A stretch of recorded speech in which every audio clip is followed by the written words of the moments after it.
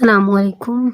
अच्छा, जो अब हमारा लास्ट टॉपिक है ना इस चैप्टर का, वो हमारे पास है comparison between the mitosis and meiosis. Comparison, अच्छा अगर डिफरेंस आ जाए ना तो डिफरेंस में सिर्फ हमने लाइन लगा के दोनों का डिफरेंस लगा ले देना होता है। लेकिन अगर हम कंपैरिजन की बात करें तो कंपैरिजन में हमने दो बातें बतानी होती हैं। एक सिमिलैरिटीज़ बतानी होती है कि दोनों चीज़ें जिनके बारे में उन्होंने कंपैरिजन पूछा उनके दरमियान क्या सिमिलैरिटीज़ है, किस तरह वो एक दूसरे जैसी हैं, और उसमें हमने डिफरेंस भी बताना होता है। यानी कंपैरिजन में दोनों बातें बताएंगे। कंपैरिजन में हम सिमिलैरिटीज़ भी और डिफरेंसेस भी, कंपैरिजन में हम दोनों बातें बताते हैं, सिमिलैरिटीज़ भी और डिफरेंसेस भी। अब हम सबसे पहले मियोसिस और माइटोसिस की सिमिलैरिटीज़ की बात करते हैं कि मियोसिस और माइटोसिस के अंदर क्या चीज़ ऐसी है जो सिमिलर है। तो हम बात करें, उन्होंने कहा कि डीएनए रेप्लिकेशन होती है एन इंटरफेज में बिफोर सेल डिवीजन। हमने बात की थी कि जब आपका सेल डिवाइड होता है तो सेल डिवाइड होने से पहले यानी सेल डिवीजन से पहले सेल साइकिल की दो फेजेस पड़ी थी ना, एक माइटोटिक फेज जिसमें सेल डिवाइड होता है, एक इंटरफेज। ठीक है, इंटरफेज में भी हमने तीन फेजेस पढ़ी थी, G1 फेज, S फेज और G2 फेज। और ये मतलब जो सेल साइकिल है ये माइटोसिस का भी ऐसा ही है, मियोसिस का भी ऐसा ही है। दोनों में इंटरफेज की स्टेज आती है, दोनों में G1 फेज है, दोनों में ही S फेज है, दोनों में ही G2 फेज है। और जब दोनों की S फेज आती है तो दोनों की S फेज में सेल अपना नंबर ऑफ क्रोमोसोम या नंबर ऑफ डीएनए क्या करते हैं, डबल करते हैं, रेप्लिकेशन करते हैं। ठीक है, यानी डुप्लीकेशन करते हैं, डीएनए की कॉपी बनाते हैं एस फेज में। कौन कौन बनाता है? जो आपका माइटोसिस में भी ये बनता है, नंबर ऑफ क्रोमोसोम डबल होते हैं, और मियोसिस में भी नंबर ऑफ क्रोमोसोम्स क्या होते हैं, डबल होते हैं।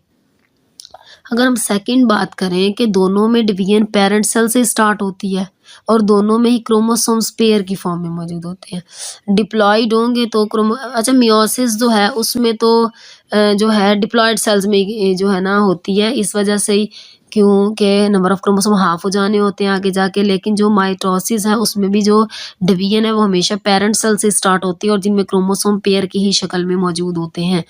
यानी हमारी जो बेशक माइटोसिस का प्रोसेस हो बॉडी में या हमारी बॉडी में मियोसिस का प्रोसेस हो, तो दोनों पेरेंट सेल से, देखो ना, अगर ओरिजिनल सेल्स होंगे तभी माइटोसिस और मियोसिस होगी, अगर ओरिजिनल सेल्स मौजूद नहीं होंगे तो माइटोसिस और मियोसिस नहीं होगी।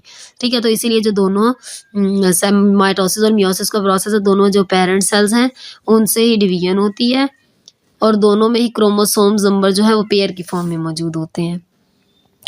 नेक्स्ट अगर हम बात करें थर्ड डिफरेंस की, थर्ड सिमिलैरिटीज़ की, तो दोनों में ही जब प्रोफेज की स्टेज आती है ना तो क्रोमेटिन कंडेंस होता है, क्रोमोसोम की शक्ल में और विजिबल हो जाता है।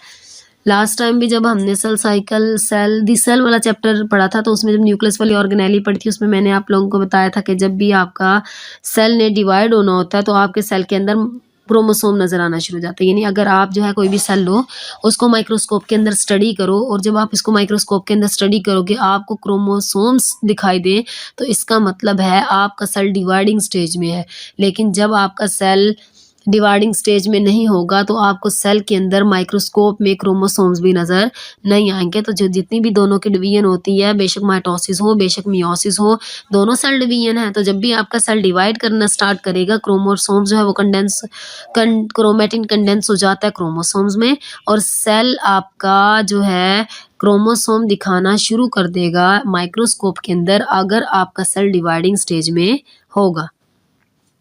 उसके बाद अगर हम चौथी सिमिलैरिटीज़ की बात करें तो फोर्थ वन में वो क्या बता रहे हैं कि स्पिंडल फाइबर्स बनेंगे। स्पिंडल फाइबर्स बनना तो ज़रूरी है क्योंकि स्पिंडल फाइबर्स बनते ही तब हैं जब सेल ने डिवाइड करना हो और स्पिंडल फाइबर क्रोमोसोम्स को होल्ड करके रखते हैं। अगर क्रोमोसोम्स होल्ड रहेंगे तभी सेल की डिवीजन सही तरीके से होगी, नहीं तो सेल की डिवीजन सही तरीके से नहीं होती। और ये क्रोमोसोम्स जो है वो सेंट्रोसोम्स से बनते हैं। जब सेंट्रोसोम्स जो हैं उनका एक जोड़ा मौजूद होता है, वो अपोजिट पोल्स पे जाएगा माइटोसिस और मियोसिस दोनों में, और उससे स्पिंडल फाइबर्स जो हैं वो बनना स्टार्ट हो जाते हैं।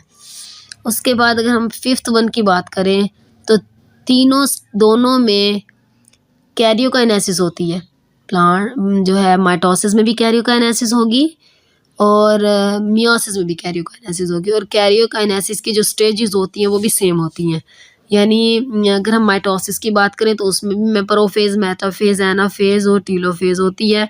मियोसिस की बात करें उसमें भी प्रोफेज, मेटाफेज, एनाफेज और टीलोफेज होती है, लेकिन मियोसिस में 2 दफ़ा होती है क्योंकि मियोसिस में 2 डिवीजन है, मियोसिस 1 और मियोसिस 2, तो मियोसिस 1 में सारों के सामने 1 लगाएंगे, जैसे प्रोफेज 1, मेटाफेज 1, एनाफेज 1 और टीलोफेज 1। और अगर हम मियोसिस 2 की बात करें तो उसमें प्रोफेज 2, मेटाफेज 2, एनाफेज 2 और टीलोफेज 2।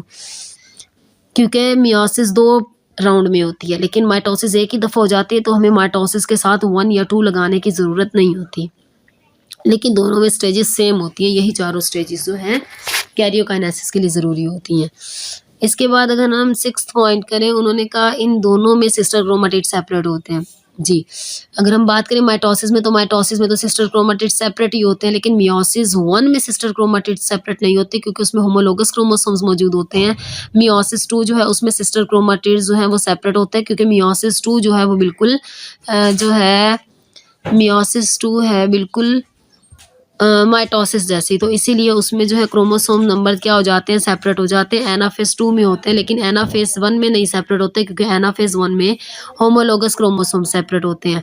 उसके बाद जब दोनों में कैरियोकाइनेसिस कंप्लीट हो जाती है, न्यूक्लियस की डिवीजन, तो दोनों में साइटोकाइनेसिस होती है, क्योंकि साइटोकाइनेसिस के नतीजे में ही आगे डॉटर सेल्स बनते हैं, अदरवाइज डॉटर सेल्स नहीं बन सकते। साइटोकाइनेसिस की में होता क्या है, साइटोकाइनेसिस में हमारे पास साइटोप्लाज्म डिवाइड करता है, जिससे 2 नए डॉटर सेल्स जो हैं वो बनते हैं। ये हमारे पास जो है वो कंपैरिजन था माइटोसिस और मियोसिस के दरमियान।